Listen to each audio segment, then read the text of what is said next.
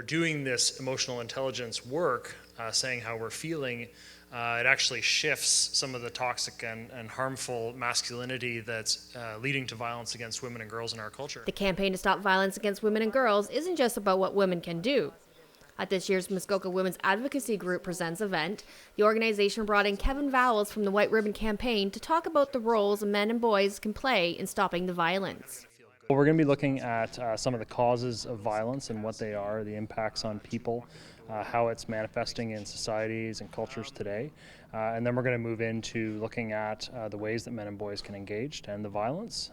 We're going to look at three main themes: shifting unhealthy and toxic masculinity, building consent cultures, and also how do we intervene as bystanders when we see violence against women and girls happening.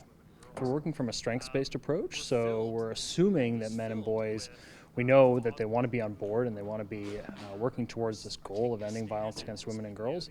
And so the responses are really amazing. You know, these approaches are tried, true, and tested, and we know that they work. And so we're finding the response, especially from young men and boys, is really positive.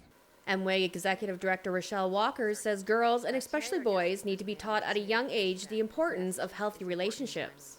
That's key to making sure that our kids grow up and not end up in abusive relationships, right? I mean, if girls and boys are raised to believe that it's logical to have an expectation of a healthy relationship, that goes a long way to preventing violence. We have two shelters, one Chrysalis in Huntsville and Muskoka Interval House in Bracebridge, and we're both shelters, right now are over full.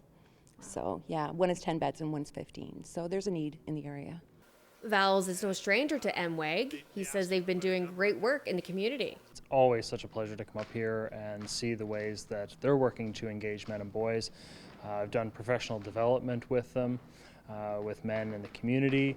I've talked with groups of survivors of violence, and as well done workshops. So it's been this is I think the fourth time up here in less than a year now. The full presentation of the event will be on Cogeco TV Wednesday at 9 p.m. I'm Samantha Johnson for Cogeco News.